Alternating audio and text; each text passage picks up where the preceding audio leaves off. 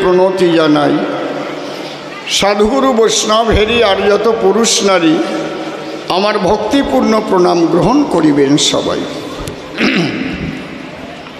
ইকোটা একটু কমিয়ে দাও এবারে, আর একটু টোন দাও। মন রে একবার হরি বল, এ নাম দুর্বলের বল, নাম বিনে কি আছে বল এ ভব সংসারে।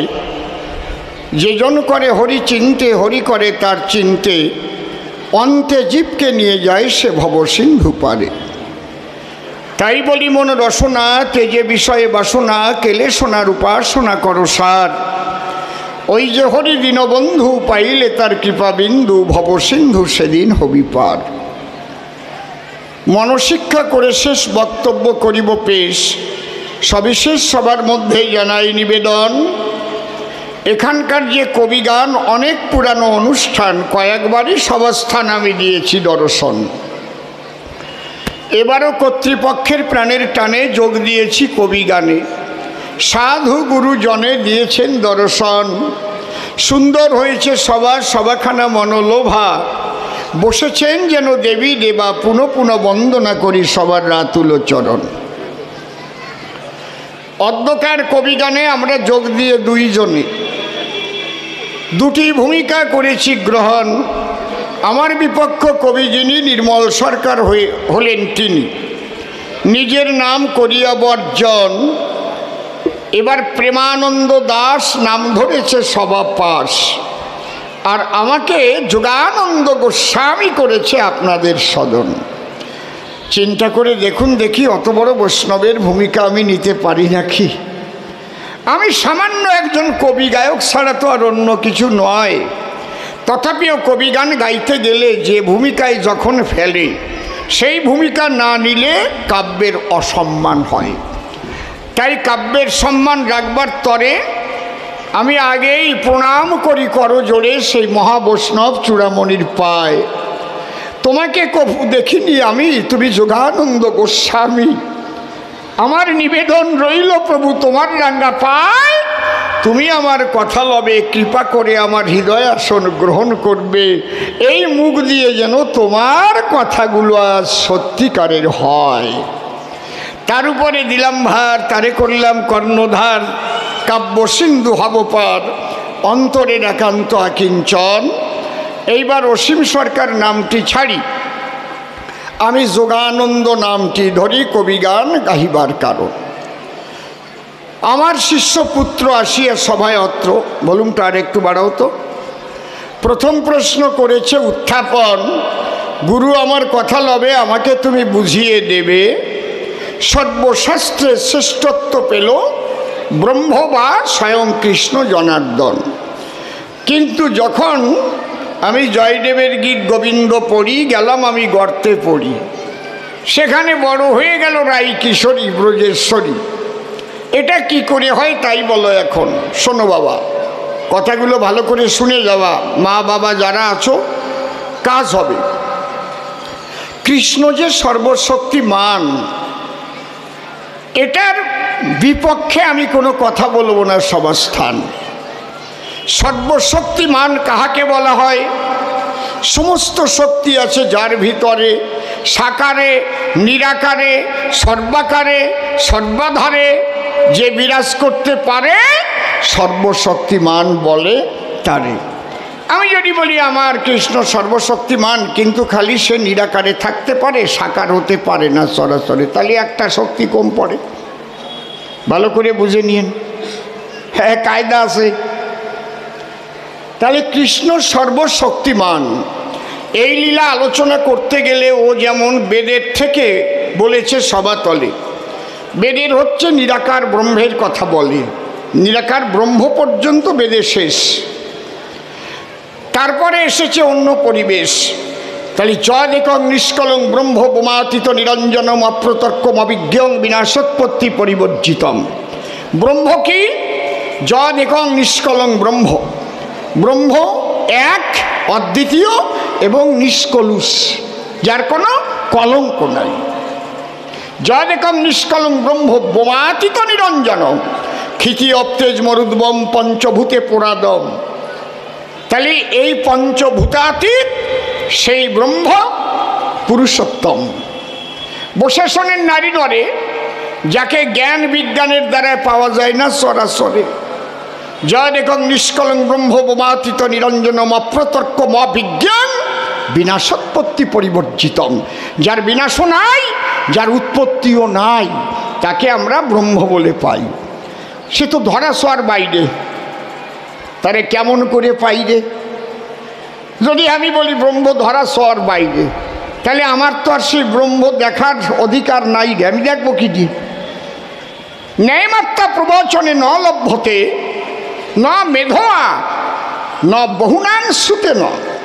এটা হচ্ছে একদম ব্রহ্মবাদের কথা, যাকে ন্যায়শাস্ত্রের দ্বারা পাওয়া যায় না, ন্যায়মাত্রা প্রবচনে হয় না, ন্যায়মাত্রা প্রবচনে ন লভ্যতে ন মেধোয়া, কোনো মেধার দ্বারাই পাওয়া যায় না, ন বহুনাং সুতে ন, কিন্তু তাকে আমি দেখতে চাই। এইবার আসেন কোন কায়দায় দেখবেন?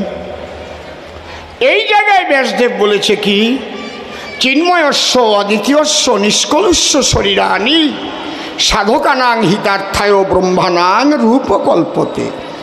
তখন আমরা ব্রহ্মের আমার ইচ্ছা মতো এক একটা রূপ তৈরি করি। কেউ মাটি দিয়ে গড়ি, কেউ কাঠ দিয়ে গড়ি, কেউ পাথর দিয়ে মূর্তি করি। যে আর্টিস্ট এই মূর্তিগুলো করে দেয়, শিল্পী, আমার কাছে বলুন দেখি, সেই রাধাকৃষ্ণ কোনো দিন দেখিছে নাকি? কথা কইেন, আমি কোন জায়গায় আলোচনা প্রথম আরম্ভ করেছি বোঝার চেষ্টা করেন। সে দেখেছে? দেখে নাই। যে কালী মূর্তি দেয় গড়িয়ে, তার 14 পুরুষের ভিতরে কেউ কালী দেখেছে কিনা তার আমি জানি না, ঠিক নাকি? গণেশ মূর্তি গড়িয়ে দেয়, আরে পেট বড়, হাতির সুর, দেখছে যে ওই রকম গণেশ? এই জায়গাটাই কায়দা। শুনে প্রাণে জাগবে স্ফূর্তি। অনেকে বলে এই যে মাটির মূর্তি, এই মূর্তি পূজা করা সঠিক নয়, কিন্তু তারা জানে না রে ভাই, মূর্তিতে আমাদের প্রেম ভক্তি সেই পরম ব্রহ্মের কাছেই পাঠাই, মূর্তিতে তার পূজা করি। আমাদের সাধনা হচ্ছে 3 প্রকার। কি কি? জ্ঞান, যোগ, ভক্তি, 3 সাধনের বসে ব্রহ্ম, আত্মা, ভগবান ত্রিবিধ প্রকাশে। তাহলে ব্রহ্ম নিরাকার, আত্মাও নিরাকার, দেখার সাধ্য আছে কার? হয়তো একটু জ্যোতিস্বরূপ করে দর্শন, কিন্তু এই জগতে ভক্ত যারা যখন তাকে দেখতে চায় তারা, তাহলে কোন রূপে সে দেবে ধরা, সেই রূপ তোমারই করতে হবে গঠন। বলো তুমি কোন রূপে আমারে চাও? কৃষ্ণ রূপে আমারে চাও, না কালী রূপে আমাকে চাও, না রাম রূপে আমাকে চাও? তোমার মনের মতো করে তুমি গড়াইয়ে দাও। তুমি যেভাবে গড়াবে ব্রহ্ম সেইভাবেই সেই রূপের মধ্যেই আবির্ভূত হবে। বোঝা যাচ্ছে কি? প্রমাণ কোথায়? মহাভারতের পাতায়। একলব্য বেদের ছেলে বাণ শিক্ষা করতে গেলে যখন প্রণাম করেছিল দ্রোণাচার্যের পায়, দ্রোণাচার্য বলে, তাই তুই ছোট জাত, তোকে বাণ শেখানোর আমার ইচ্ছা নাই। অবহেলায় যখন তাড়াইয়া দেয়, একলব্য কি করিল? দ্রোণাচার্যকে ভালো করে দেখে নিল, মাটি দিয়ে একটা দ্রোণাচার্য গড়ায়, মাটি দিয়ে দ্রোণাচার্য গড়ে গিয়ে গহন বনের ভিতরে চোখের জল দিয়ে ডাকে সর্বদাই গুরু গুরু গুরু বলে ভাসে যখন চোখের জলে। দেখেন কি সুন্দর! এই তত্ত্বগুলো না বুঝলে তাহলেই তো জীবন বিফলে চলে যায়। ওই মাটির মূর্তিকে যখন ভক্তি করে চোখের জল দিয়ে ডাকে তারে, পরম ব্রহ্ম চিন্তা করে। ওই যে ওং অখণ্ড মণ্ডলাকার ব্যাপ্তম যেন চরাচরম তৎপদম দর্শিতম যেন তস্মৈ শ্রী গুরবে নমো নমঃ। গুরু শক্তি কিন্তু ছোট্ট একটু শক্তি নয়, অখণ্ড মণ্ডলাকারে ব্যপ্ত বিশ্ব চরাচরে সেই পরম ব্রহ্মের নিকটে ওই ডাক পৌঁছায়। দ্রোণাচার্য ওখানে যায় নাই, কে গেছে? সেই পরম ব্রহ্ম মাটির মধ্যে গিয়ে জ্যান্ত হয়ে ব্যাধের ছেলেরে বাণ শিখাইয়ে দিয়েছে। বুঝলেন মূর্তি পূজাটা কি? এটা হচ্ছে ভক্তির দ্বারাই হয়। জ্ঞান যোগ ভক্তি 3 সাধনের বসে ব্রহ্ম আত্মা ভগবান ত্রিবিধ প্রকাশে। তবে এই সাধনা করতে গেলে বসে শোনেন জ্ঞানী দলে, নিজের বাক্যটা সত্য না হলে কিন্তু তার মুখের ডাক তার কাছে পৌঁছায় না। প্রথমত তোমার বাক্যটা সত্য চাই। মনে রাখবেন সবাই, হরিনাম করেন আর কৃষ্ণ নাম করেন আর রাধা কৃষ্ণ পূজা দেন হরিচান যা কন, আগে চাই কি? হ্যাঁ, সত্য রূপং পরম ব্রহ্ম সত্যহি পরমন্তপ সত্যমূলা ক্রিয়া সর্বা সত্যাৎ পরতর নহি। सच बराबर तप नहीं, झूठ बराबर पाप, जिसको दिल में सांस है उसको दिल में आप। देखिए, truth is God, God is truth. सत्य ईश्वर, ईश्वरই সত্য। তাহলে তোমাকে যদি জানতে হয় সেই পরম তত্ত্ব, হতে হলে ভাব উন্মত্ত, আগে রক্ষা করবা সত্য। আর কি? বেবিচারে পিতৃধন না হয় যেন পতন। পিতৃধন করতে হবে যতন, কায়দা আছে, অত সোজা না। হ্যাঁ, একা একা পারা যায় না বলে মানুষ শ্রীগুরুর চরণ তলে করে আত্মনিবেদন। হরিবল হরিবল। এই জন্য বলছে দীক্ষা গুরু কৃষ্ণই আমার শিক্ষা গুরু রাই, বৃন্দাবনের ভজন তত্ত্ব যাহার কাছে পাই। ঊর্ধ্বলিঙ্গ ঊর্ধ্বজনী ঊর্ধ্বরতি হয়, ঊর্ধ্ব না হইলে জীবে যাবে জমালয়। পুরুষের লিঙ্গ হয় ওই মস্তকের মণি, তাহা দিয়ে খেলা করে দেবপদ্মজনী। সাধকের স্থান হয় বৃহৎ বৃন্দাবন, শ্রীরাধিকা হয় যে তাহার প্রেমের মহাজন। কথাগুলোর কেমন ওজন রসিকেরা জানে, অরসিক বুঝিবে না এ বিশ্বভুবনে। প্রেমানন্দে বদন ভরে বল হরি হরি, তারাই জানে যারে কৃপা করেছে স্বয়ং রাই কি সরি। আমি কিন্তু একেবারে নিরাকার বাদের থেকে আলোচনা আরম্ভ করেছি, একেবারে গোড়ার থেকে। ও যেমন গোড়ার থেকে প্রশ্ন করিস, আমি সেই গোড়ার থেকে টেনে বলতেছি আপনাদের কাছে। এই যে ভক্তির দ্বারায় ভগবান দর্শন হয়, এই ভক্তি কয় প্রকারের? হ্যাঁ, কায়দা আছে, 2 প্রকারের। একটা হচ্ছে হইতুকি, আর একটা হচ্ছে এইবার কিনা বলবা কি? হইতুকি আর অহৈতুকি। হইতুকি ভক্তি কাহাকে বলা হয়? ঈশ্বরকে বাদ দিয়ে যারা জাগতিক জিনিস চায়। কেউ বলে আমাকে বাক্য সিদ্ধ করে দাও, দিয়ে দেয়, যাও তুই মুখ দিয়ে যা কবি হয়ে যাবে, রুগী দেখবি, রুগী ভালো হবে। ও ওই পাইয়েই নাস্তি থাকে, নিজে ভগবান হয়ে যায়। গোড়ার ডিম ভগবান তোমার আর পাওয়া লাগবে না। কেউ মনে মনে ভাবে তাই আমি এই বিভূতি চাই, আমি যেন জলের উপর দিয়ে হেঁটে চলে যাই, তাই পায়। জলের উপর দিয়ে হাঁটা দেখায়, ওরে অমকের গুরু জলের উপর দিয়ে হাঁটা করেছে শুরু, ভগবান পাই না। ভগবানকে পেতে গেলে এই বিভূতি পায়ে ঠেলে ভাসিয়ে শুধু চোখের জলে করতে হয় নিবেদন। হে প্রভু, তোমার কাছে জাগতিক কিছু চাইনি প্রভু, একবার দেখা দাও কৃষ্ণ বদন মোহন, দেখা দাও দেখা দাও বলে যখন ভাসে চোখের জলে, জাগতিক কিছু না চাহিলে অহৈতুকি প্রেম বলে যত ভক্তগণ। বুঝেছেন কথাটা কি? এই অহৈতুকি প্রেমের আধার স্বয়ং রাধা রানী। শুনে নিও ভালো করে এই অমীয় বাণী। তাহলে অহৈতুকি প্রেমটা সৃষ্টি কোথার থেকে হলো? রাধা রানী থেকে। অন্যান্য অভিলাষিতা শূন্য জ্ঞান কর্মদানাবৃতং আনুকূল্যেন কৃষ্ণানুশীলনং ভক্তির উত্তমা। প্রহ্লাদও ভক্ত ছিল, কিন্তু পরবর্তীতে কিন্তু প্রহ্লাদ রাজা হলো। ভগবানের কাছ থেকে রাজত্ব চাইয়ে নিয়ে ভগবান হারালো। দেখেছেন? ধ্রুব কিন্তু ভক্ত ছিল, সে কিন্তু ধ্রুব মহারাজ হয়ে গেল, প্রহ্লাদ মহারাজ হয়ে গেল, রাজত্ব চাইল। জিনিসগুলো ভাবতে হবে। কিন্তু আমার সনাতন গোস্বামী, আমার রূপ গোস্বামী, তারা কিন্তু জাগতিক জগতের কিছু ছিল না কামি। তারা একমাত্র হা কৃষ্ণ গোবিন্দ বলে ভাসিয়া দুই চোখের জলে নামে দিয়ে মধুর ব্রজমণ্ডলে তার করেছে সাধন ভজন। বুঝাতে পারছি কি একটু? সনাতন গোস্বামী যিনি পরশমণি পেয়েছিলেন, তিনি পরশমণি ভাবা যায়, ওই পরশমণি দিয়ে যদি ছোঁয়া দেওয়া যায় এই লোহার গায়ে সঙ্গে সঙ্গে সোনা হয়ে যায়। তা হাত দিয়ে স্পর্শ করে নাই। কেমন বুঝলেন? তাহলে এই অহৈতুকী প্রেমের আধার রাধারানী হয়। এই জন্য তাকে প্রেমের গুরু বলে কৃষ্ণ দাসখত দিল পায়।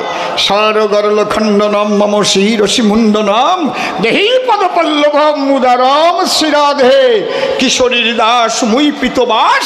এতে তো সন্দেহ যার, কোটি কোটি জনম করিলে ভজন বিথাই ভজন তার। অর্থাৎ এই অহৈতুকী প্রেম বিহনে যদি কেউ ভজন করে ভুবনে, তাহলে আমাকে পাওয়া যায় না কদাচন। আমাকে পেতে গেলে রাধা ভাব নিয়ে দিলে যদি কেউ আমার ভজন করে ধরণী তলে, একমাত্র পরিপূর্ণভাবে আমার দেখা মেলে। এটাই বলেছেন মদন মোহন।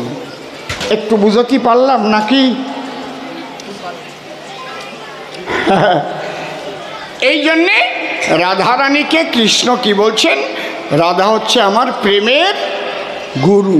কৃষ্ণ তো সর্বশক্তিমান আছে, ওটা আলাদা সাবজেক্ট, বোঝে না রে কি কবর কাছে। চিঠি লেখার গল্প দেশে ওই রকমভাবে কেউ কোনোদিন বাবার কাছে চিঠি লেখে? পূজনীয় বাবা নাই টাকা পকেট ফাঁকা ইতি খোকা এরকম লেখে? অন্তত প্রণামটা দেবে না? পূজনীয় বাবা সর্বপ্রথমে আমার প্রণাম গ্রহণ করিবেন, মাকে আমার ভক্তিপূর্ণ প্রণাম দেবেন।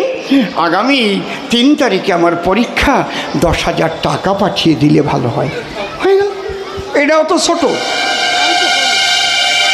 উনি প্রণামও দেয় নাই। পূজনীয় বাবা নাই টাকা পকেট ফাঁকা ইটি খোকা। বাবাও রাগ করিয়ে লিখিছে, স্নেহের দুলাল গুদাম পুড়িয়ে সাপ করো মাপ ইটি তোমার বাপ। যাও বুঝে নাও গে। একেবারে খাপে খাপ, যেমন টিন তেমন স্ক্রু। একজন রাস্তা দিয়ে হেঁটে যাচ্ছে আর একজন জিজ্ঞাসা করতেছে, এ ভাই কি তোর নাম কি? ও কয় আমার নাম রায়চরণ টিন। কয় এই টিন টাইটেল তো শুনি নেই কোনো দিন। কয় বর্তমান নতুন নতুন টাইটেল বেরোইছে জানো তা? বাবারে এখন আর বাবা কয় না, কয় ডেড্ডি। মা রে মা কয় না, কয় মাম্মি আন্টি। জানো না তা? বোঝো না। আগের মতো মানুষ মরে গেলি এখন আর ওই হরিধ্বনি সেভাবে দেয় না। আগে কিভাবে দিত? হরি হরি বল হরি বল। এখন কি কয় দেখ না, বলে হরি হরি বল, বলে হরি হরি বল, বলে হরি হরি বল। আসছে বছর আবার হবে, বলে হরি হরি বল। কি তাহলে? আরে জোরছে বলো হরি বল, বলে হরি হরি বল। জোরছে বলো হরি বল। কয় না? মানুষ মরিয়ে গেছে আর মদ খাইয়ে ওই করতে করতে যাচ্ছে। না আপনাকে পালপাড়া এখন ওটা আসে নাই মনে হয়। কি এই জায়গাও ঢুকছে? মরছি রে মরছি। আমি চরণ ধরে করি মানা, কারো বাড়ি কেউ মরে গেলে যদি কেউ মদ গেলে তারে কিন্তু শ্মশানে নিবা না। প্রথম চোটে বলে দেবা, মাতাল নিয়া আমার বাবারে পোড়াতে যাব না বা মাকে পোড়াতে যাব না, দরকার আমি একা পোড়াবো। কি? আরে নেব না, আমি তো গেছি, আমার বাবা মরে গেছে, আমি তো পোড়াই আইছি। কে বলছে নাই? আপনাদের মতো মানুষ নাই? আপনিও কি মদ খান নাকি? আপনি গোছায় আনবেন আপনাদের মতো। এই সংস্কৃতিকে পরিশুদ্ধ করতে হবে। খারাপ কথা বললাম নাকি? নাকি অন্য ধর্মের মানুষ যারা এই দৃশ্য যখন দেখবে তারা দেখেন তো, যদি কোনো মুসলমান যায় মারা, যখন তাকে কবরে নিয়ে যায় জানাজা, ভালো পোশাক পরে, তাদের শান্ত পরিবেশ, এটা আলাদা ভাব। আর আমাকে বলে হরি হরি বল, বল হরি বল, বলে হরি হরি বল। লজ্জার বিষয় আবার হাসতেছে। কালী পুজো দেবে, তাতেও চুল্লু খাবে। হ্যাঁ, আর বিসর্জনের সময় কি কয়? হ্যাঁ, ওরে কপাল রে। না থাক, পাবো না। এখনো আপনারা ঠিকঠাক হন, এগুলোকে বর্জন করেন। বুঝতে পারছেন কি বলছি? এই জন্যই কয়, এই তোর নাম কি? কয় রায়চরণ টিন। বোঝো না? এখন আগের মতো নাই, এখন নূতন নূতন দিন।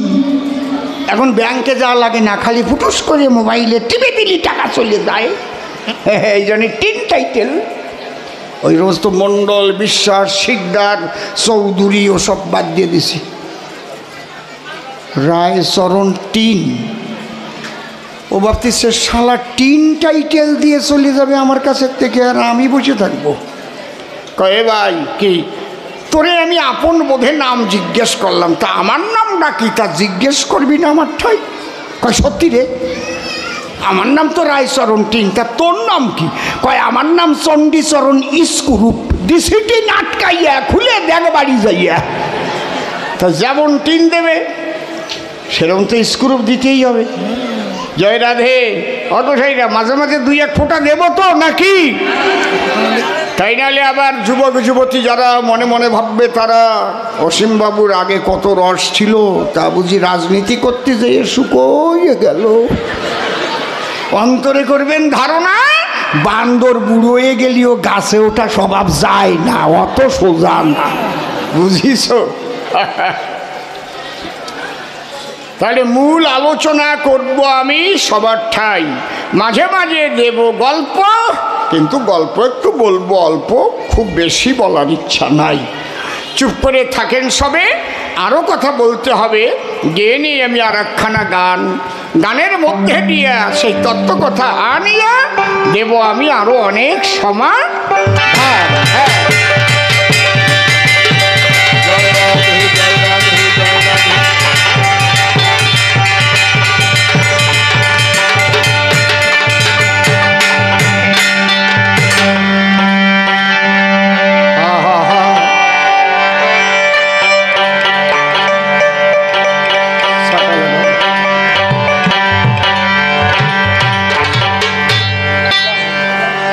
ওরে সাগর পারে ভাই দেখতে হবে। মাঝি তুমি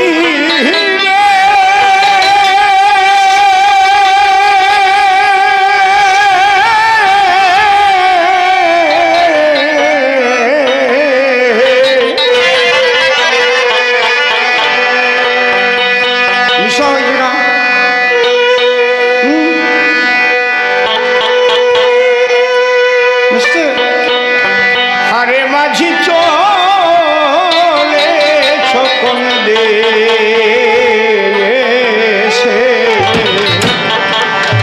সাগর পারে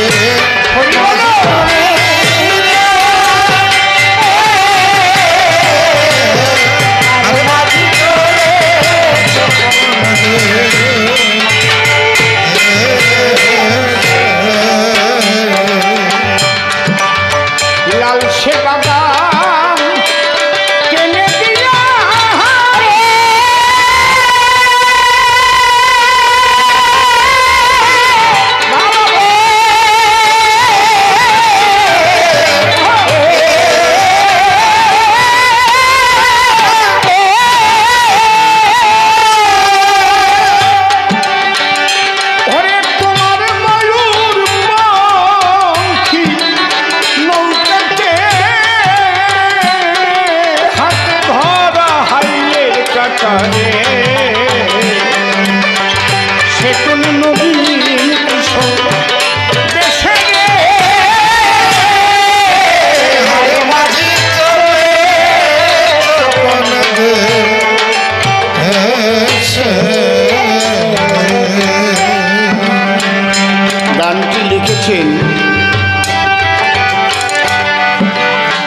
আমাদের কবির জগতের ভাবুক কবি, সাধক কবি,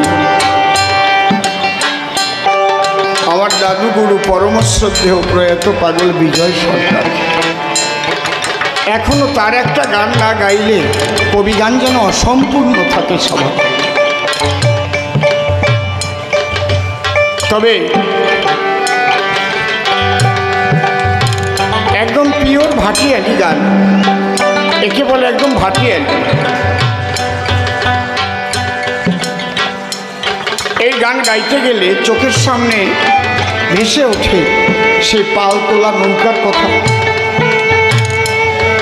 এই জোয়ার ভাটা খেলা নদীর কথা। হালমাসার পরে মাঝি বসে আছে, বৈতালি সুরে গান ধরে নৌকা বেয়ে যাচ্ছে, আর নববধূরা কলসি কাঁখে করে নদীতে জল আনতে গিয়ে সেই গান শুনছে। জল আনা ভুলে গেছে। হালিমা চায়ে মালে কোষা দিয়া রে, আরে মাঝি কি কোন মাঞ্জা দোলে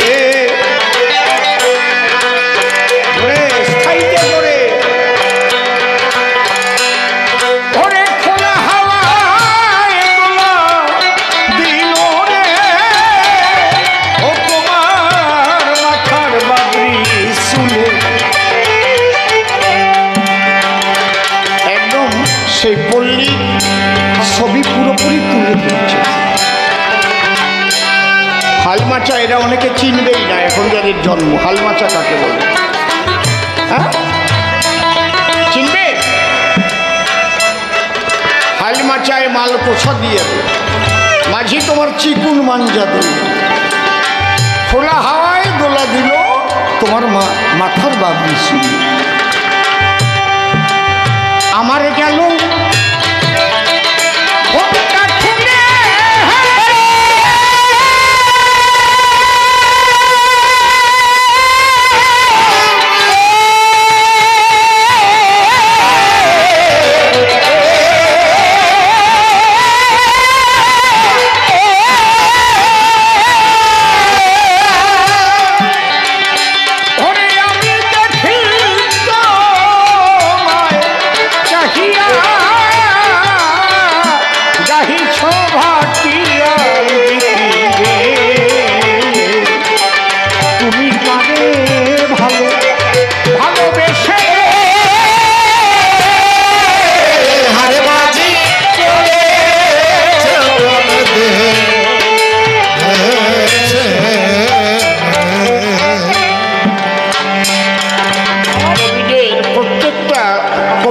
গানের মধ্যে কিন্তু দুটো দিক থাকে,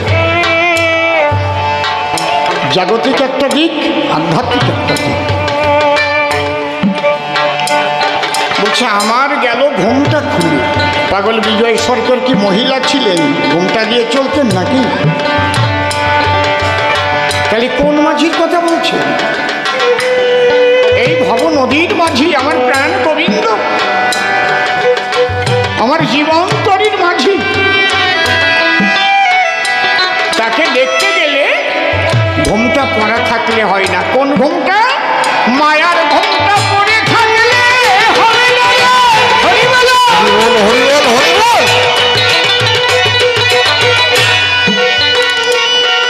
জীবাত্মার গায়ে চারখানা বসন করানো রয়, পরা পশ্যন্তি মধ্যমা বৈখু। গুরু কৃপায় এই 4 রকমের শাড়ি যখন কারো খুলে যায় তখন তাহার রাধা গোবিন্দ দর্শন পায়। ও ভরা নদীর গনের জোয়ারে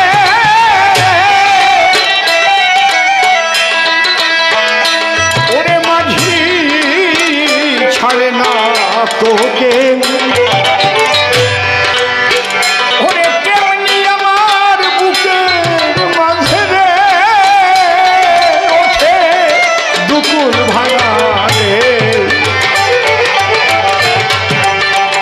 আমার বুকে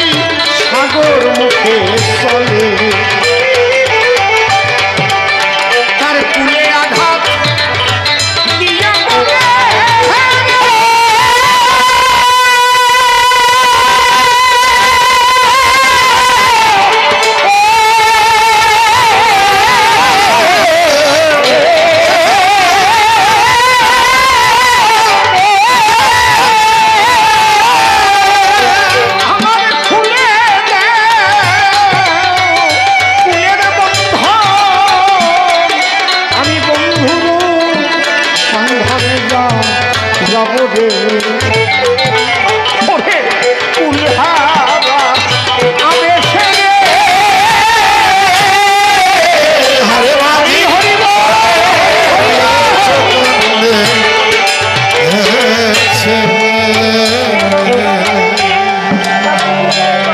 পাগল বিজয় কয়ে দরদি মাঝি রে তুমি বিশ্বের মরম জানা প্রিয় ইশারায় ডেকে নো সবাই রে ওরে উড়াইয়ে রঙিন তরিও আমায় তোমার নৌকায় তুলে নিও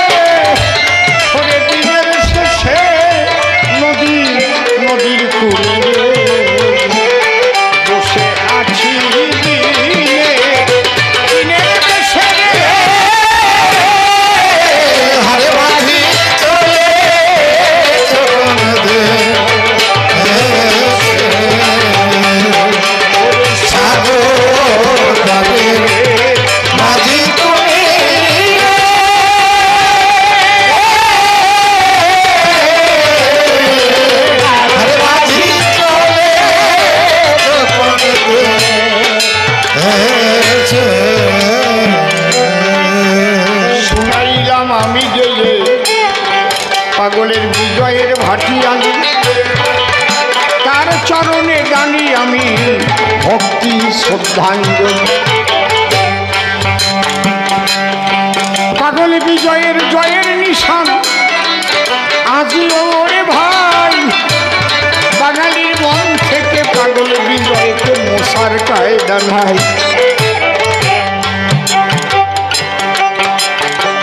যাক এইবার আমি আবার ভূমিকাতে করছি পদার্পণ আর একখানা প্রশ্ন সে করেছে উত্থাপন বাবা আর একটা প্রশ্ন করেছে নিতাই গৌর দুটি ভাই আহা দুই দিকে গেল কলির জীব কোন দিকে যাবে তাই আমারে বলো এর মধ্যে একটা ভীষণ বাজে কথা বলেছে যেটা আমার শিষ্য হিসেবে বলা উচিত হয় না এই প্রেমানন্দ দাসের বলছে গৌরাঙ্গের মত যদি আমাদের ধরতে হয় পথ ধরতে হয় তাহলে প্রথম বিয়ে করতে হবে বউ যদি না মরে কালকে উঠে সব ঢুকিয়ে দিতে হবে মশারির ভিতরে হয় নাই হ্যালো হ্যালো বোবা হয়ে গেল কেন ভীষণ ভীষণ বাজে কথা বলেছে বাবা আমা মা বাবা ভাই বোন আমার দিকে একটু লক্ষ্য রাখো সর্বজন মনের সুস্থতা না এলে কৃষ্ণ কথা হরি কথা শুনে কোনো লাভ হয় না কোনো কালে মনটাকে আগে শান্ত করো মা একমুখী করো ছোট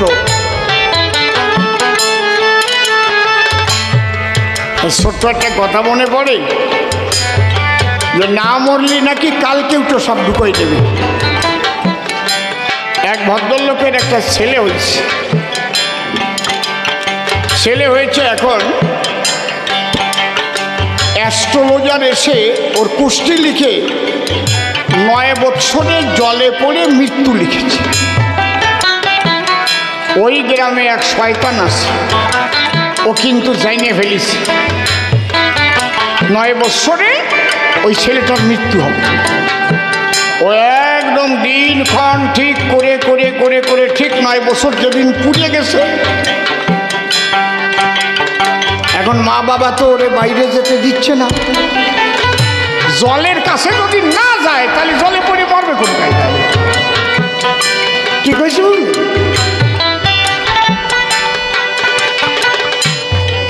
আমার? এখন ওই শয়তান তাকে বাকে আসে, শালা মরতেছে না কেন? জলে পড়ে মৃত্যু লিখেছে। সন্ধ্যা হয়ে গেছে, দিন গেছে, মরে নাই। মা বাবাও নিশ্চিন্ত হয়েছে যে জলে পড়ে তো দিনের বেলা, রাত্রি তোর জলে পড়ে না, একদম নিশ্চিন্ত হয়ে গেছে। ওই শয়তান যাইয়া চকলেটের লোভ দিয়ে ওরে ডাকে নিয়ে পাশে পুকুরির মধ্যে চুবই ধরেছে। হ্যাঁ, মা বাবা দেখে কোথায় গেল কোথায় গেল, দেখেছে ওই পুকুরের মধ্যে চুবই ধরেছে। বুড় বুড় বুড়, এই কি করছিস? এর 9 বছরে জলে পড়ে মৃত্যু ছিল তো, মোটে মরতেছে না বলে আমি সুগনি দিয়ে মারতেছি। ওর যদি মৃত্যু থাকে তাহলে তো মরবে, তুমি চুমাই মারবা কেন? তোমার যদি বউ মরা ভাগ্য থাকে, সাপে কাটে মরবেই, তাহলে মশারির মধ্যে তোমার কালকেও তো সাপ ঢুকানো লাগবে না। ওই সাপ দিয়ে কোন সময় ধরবে তুমিও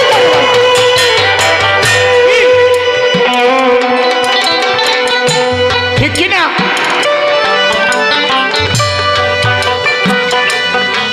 নিয়তির বাধ্য এ জগৎ, যার যেভাবে মৃত্যু রয়, মনে রাখবেন নিয়তি কালে সেখানে টেনে লয়। এই কথাটা আমার ভালো লাগেনি, তাই আমি এর কাটনি দিতে বাধ্য হলাম। আমা বসো মা। এ আসর তো নূতন আসর না যে আমার এত বলা লাগবে। মনে মনে আমি কষ্ট পাচ্ছি, কিন্তু আপনাদের চঞ্চলতা দেখে। আপনাদের মাথার পরে তো পাখা ঘুরতেছে, আমার কিন্তু সব কিছু নাই। জামা ভিজিয়ে, কাপড় ভিজে, আন্ডার পর্যন্ত ভিজে গেছে।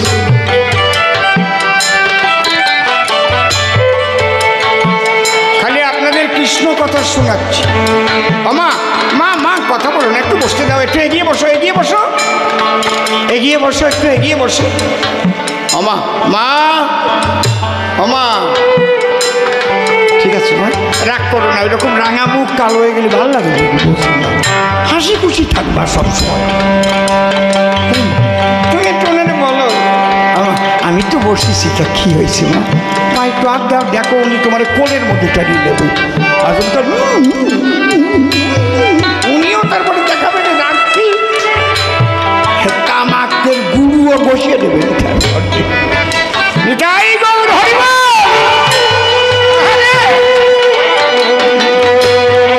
বুড়ি এখন রাগটা ভুলে গেছে, কি হাসা হাসতেছে। সবসময় চেষ্টা করবা আনন্দে থাকার এবং আনন্দে মানুষকে রাখার। আনন্দই হচ্ছে স্বর্গ, নিরানন্দ নরক, এটা মনে রাখবা। ছোট এইবার আমি যাব আলোচনায়। মার্কণ্ডেয় পুরাণ মতে কলিতে সন্ন্যাস নাই। আমরা যদি শাস্ত্রকে মান্য করি তাহলে শাস্ত্র অনুসারে কলিতে 5টা জিনিস বর্জন করে। কি কি একটু বলি আপনাদের ঠাই।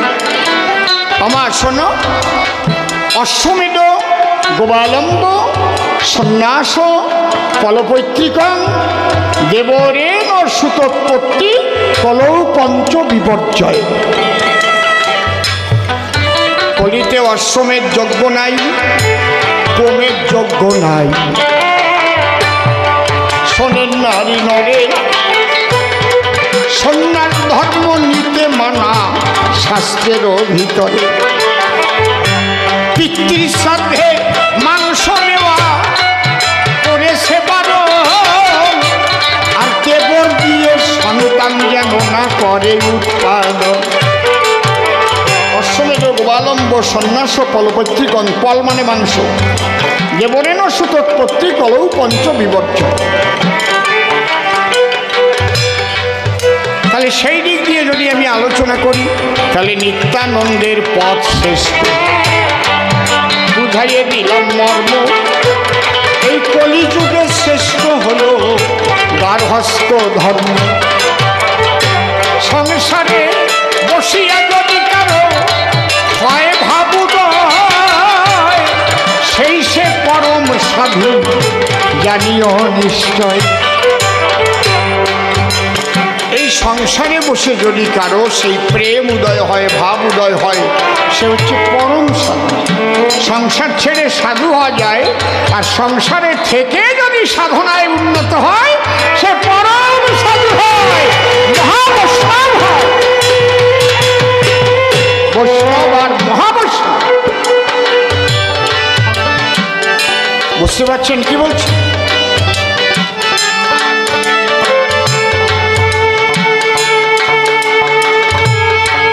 কিন্তু কথা আছে, তাহলে আমরা যারা সংসার করছি সেখানে তো সবাই সংসারেই আসছে, আমাদের ঘরে ভগবান দেখা দেয় না কেন? ডাকাডাকি তো কম করি, আমরা ডাকি না, তার দেখা দেবে কি? বুকে হাত দিয়ে বলেন তো, কৃষ্ণের জন্য কার কার পরাণ পড়ে? কারো বউ মরে গেলে পরাণ পড়ে, ছেলে মরে গেলে পরাণ পড়ে, স্বামী মরে গেলে পরাণ পড়ে। মরা লাগে না, যদি একটু দূরে চলে যায়, 1 মাসের জায়গা 2 মাস হয়, কাঁদতেছিস কেন? আমার পরাণ পড়তেছে। আমাকে কয়জনার কয়বার কৃষ্ণের জন্য পরাণ পড়েছে। যে গভীর রাত্রিতে প্রাণ কেঁদে উঠেছে, দেখা দাও, দেখা দাও, হ্যাঁ গোবিন্দ, কবে তোমাকে ফেলে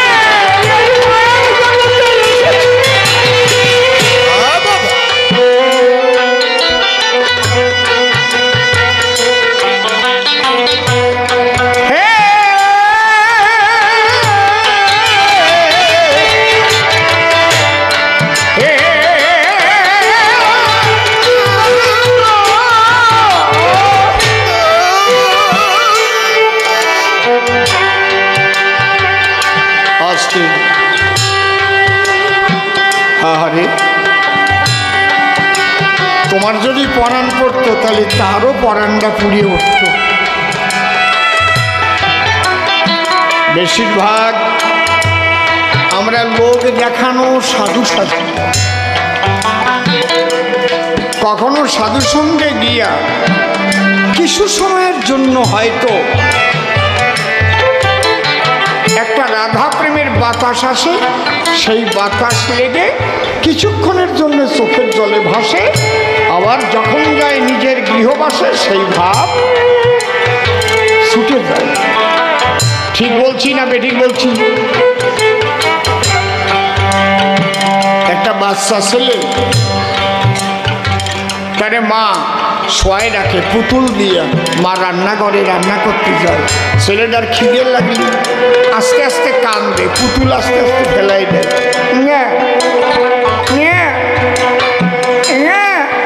মা ভাবতেছে তরকারিটা রান্না করে যাচ্ছে।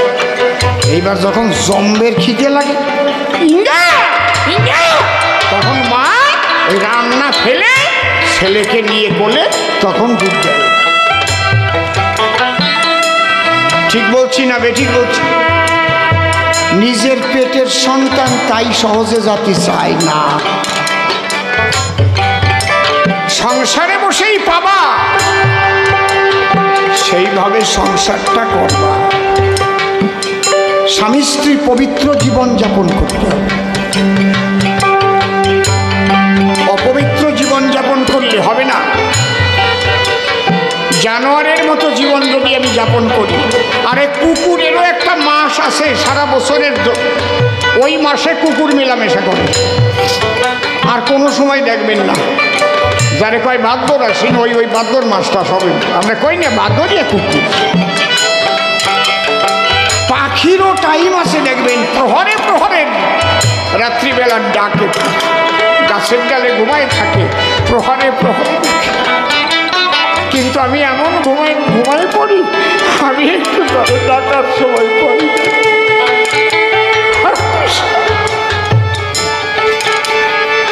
আমি এমন ব্যভিচারী, একটা পশু, সেও নিয়ম মেনে চলে। আমি মানুষ হয়ে একটু নিয়ম মেনেও গুরু বাক্য পালন করে চলতে পারলাম না।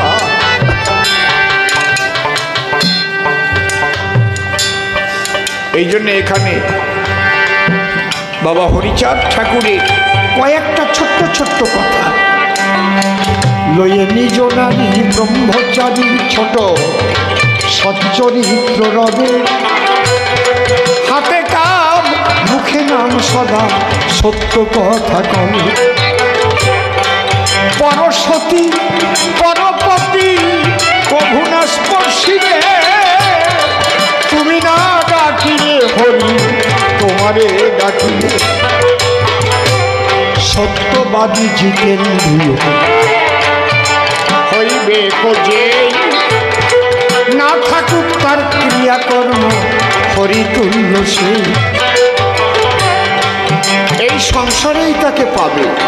কিন্তু তার বিধি নিয়ম এগুলো গুরুর কাছ থেকে জেনে নিতে হবে, সৎ গুরুর কাছে জেনে নিতে হবে, এবং ঠিক সেইভাবে তোমাকে বাধ্যবাধকতার মধ্যে দিয়ে চলতে হবে। মনে করো তোমার সুগার হয়েছে, তোমার না আমারই হয়েছে, আমি অন্য কারোটা করলাম না, আমি একেবারে অ্যাপেলোতে বা ফর্টিজে বা মেডিকাতে বা এমসে বড় ডাক্তারের কাছে গেলাম। ডাক্তার ব্লাড টেস্ট করে, ফাস্টিং এবং পিপি টেস্ট করে ডোজ কতটা হতে পারে সেই অনুপাতে ওষুধ দিল।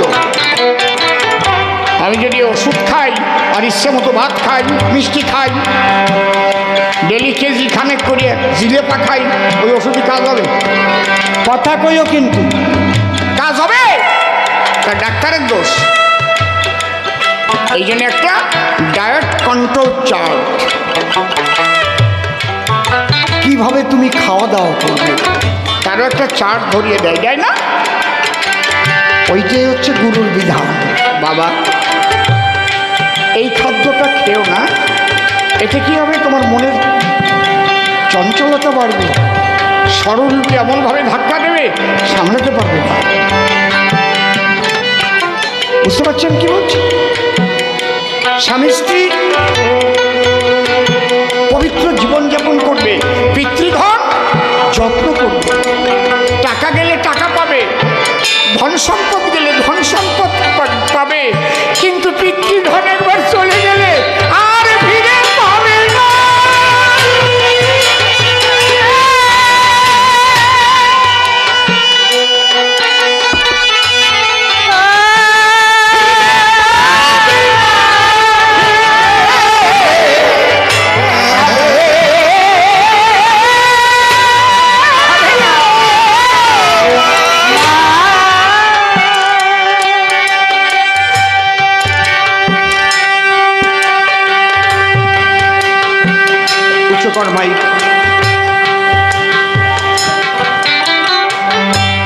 বেশিরভাগ মানুষ অল্পে খুশি হয় না, এই জন্য তার জ্বালা ভোগ করতে হয়।